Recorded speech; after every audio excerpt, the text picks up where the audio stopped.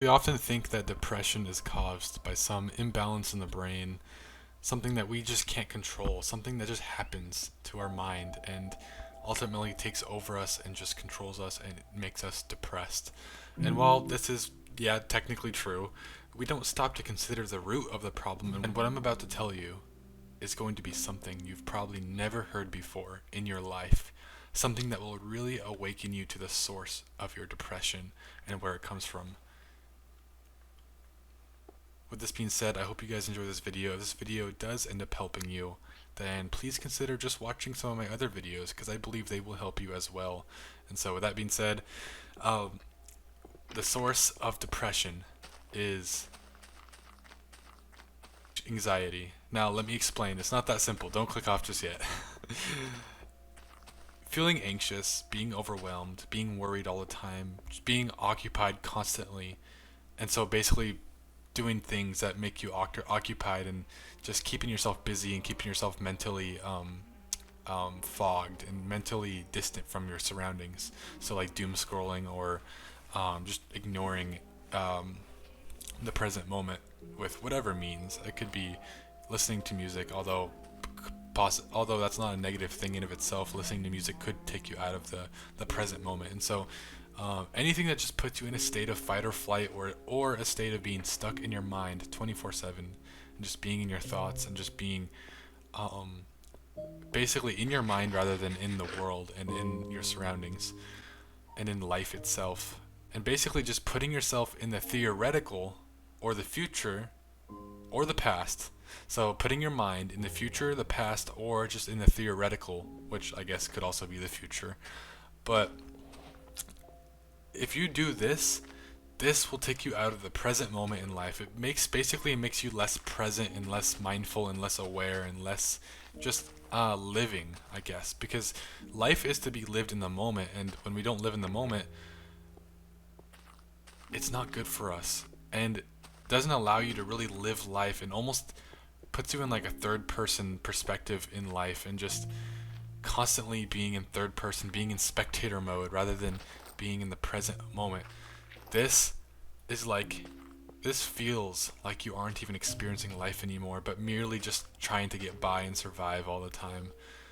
And this isn't life. This isn't how life is supposed to be lived. We aren't supposed to be in our thoughts or in our mind or in the theoretical or in conspiracy or in just the mental world. We are meant to be constantly in the moment, in the present. When we are talking to other people, we are not meant to be in our thoughts so much. In fact, the best social situations that you can ever be a part of, if you think back to any social situation you were in that you really enjoyed, it's those moments that you were present. It's the moment that you almost got into a flow state with your conversation where you almost weren't even thinking the entire conversation. You were just talking and pouring out your soul in the conversation. Those conversations are always so fulfilling and so amazing. That is the same way with the overall just gist of life. We just need to be in that moment, we just need to be in that 24/7 with our life as much as possible, and we will feel fulfilled and happy in life and content. Content is a big word, because are you content in your life right now? You're probably not content, even if you might be happy, or you might be kind of excited, or you might be getting dopamine hit after dopamine hit. Maybe you're excited for this or excited for that. You're still not content in life, right? And so if you're not content, it's probably because you're just not living your life in the moment and living your life in the present, in today, in this moment now. And so anything that takes you out of the present moment in life will then lead to you getting numb to life and just being numb and living life numb. Living life numb, the more numb you are, the more you're, again, just going to be in your head, but the more numb you are, the less you notice things around you and notice the things of life and the feelings and the emotions and the beauty and the gratitude. When you're numb to life, you're going to be less grateful because you just don't notice the things around you. And now let's take a step back here. When we're not in the present moment, we are not going to be grateful. And so when we live life enough times not in the present, we build this like pattern, this habit of almost being numb to gratitude. And so now you can't even feel gratitude for anything. Think about it. If you're right sitting here right now and you're trying to think of things you're grateful for, and you just don't feel anything for those things, you can force it. You can force gratitude, which you have to do to overcome this. But if you're not, but you're probably not grateful for your mom right now. You probably don't feel the gratitude. You probably think gratitude. You probably think, yeah, my mom has done a lot for me. This is just a hypothetical. This person has done a lot for me, so yes, I'm grateful for them, but you probably don't feel the gratitude. You probably don't feel the happiness of it, the joy from it, and the appreciation and the love for it. And so that is just the result of you living your life numb. And that is so sad because the best moments in life are when you're present and not worried. And this is the sad part. When you go and do a present activity, so let's say you go on a road trip and you want to see the beach and you want to see the mountains, and that's a very present activity because you're going out to the mountains and you're going to be in nature, and that's a beautiful. You are still in your head. You are still not in the present moment when you're driving to that destination. And then even when you get to that destination and you feel present for a moment, you're just staring at the mountains and they're so beautiful, and you're staring at the beach and the water and the ocean and the waves, and it's so beautiful, and you're taking in the sound of the waves crashing down. You are still not present because you get a thought. You get a thought about, oh, I have to work tomorrow. Oh, do I have an alarm set for the morning? Oh, do I have this to worry about? Oh, this. Did I call this person? Did I message that person? Did my mom message? Did this person message? Did this happen? Did that happen? Is the house okay? Oh, did I lock the door? All these things, all these thoughts, these intrusive thoughts just overwhelm you. And now you're not in the present moment. Even if an activity like that, you should be present the whole time. Driving, you should be present. But you're not. And that is why you're depressed, because because not being present leads to you being numb to life. And when you're numb to life, the more numb you are to life, the more you fall into depression and chronic depression and just not wanting to be alive anymore, because not seeing the point of it, not seeing the joy of it, not the contentment, not wanting to be here anymore. That's how depression starts. Depression starts right there. And so your mind is probably thinking about this, and you're probably going, wow, he's actually right. I've become numb to life because I'm just not living in the present moment. I'm so worried and anxious and occupied, and the moment I'm to myself and the moment I have free time, I just spend it on my phone, doom scrolling, looking at shorts and reels, and ruining my attention span, ruining my ability to be in the moment, be in the present moment in life. No wonder you're depressed.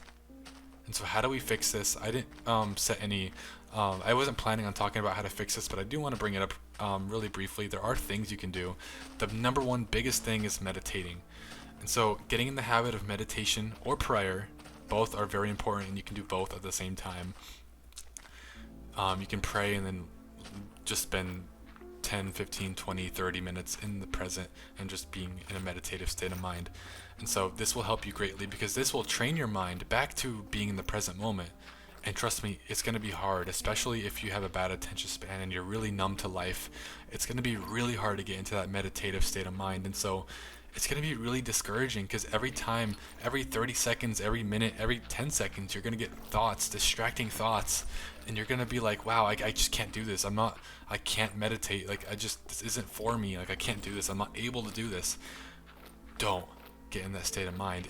If you can't do it, just keep trying. The whole point of meditation isn't to just be in the present moment, but it's to, when you get distracted, to redirect it back to the present moment. That's the point of meditation, because that's like going to failure in the gym. That's like training biceps to failure. You're making growth when you're going to failure. And so if you just keep hitting failure and failure and failure, that means you're growing. And so if you're meditating and you're trying to meditate and you keep getting random thoughts and you're just annoyed and frustrated, keep going. You're making growth. A lot of growth, actually, because if you're getting thoughts every 10 seconds, that means you're making a lot of growth right now in the moment. And so meditation, very important. Prayer, very important. These things are very great. Having a relationship with God goes hand in hand with prayer. Now, you might not believe in God. That's fine. I understand. I totally understand, because I was an atheist growing up. I wasn't born a Christian. But when you have a relationship with God and you have that prayer life and you talk to Him and you're in His Word and the Bible and you're just really close to Him and you spend a lot of time in the mornings, let's say an hour in the morning, just with Him, fully focused, fully present an hour a day in the morning, you're not just going to be more present because of that hour that you were focused and present in the moment. You're also going to be so much more like,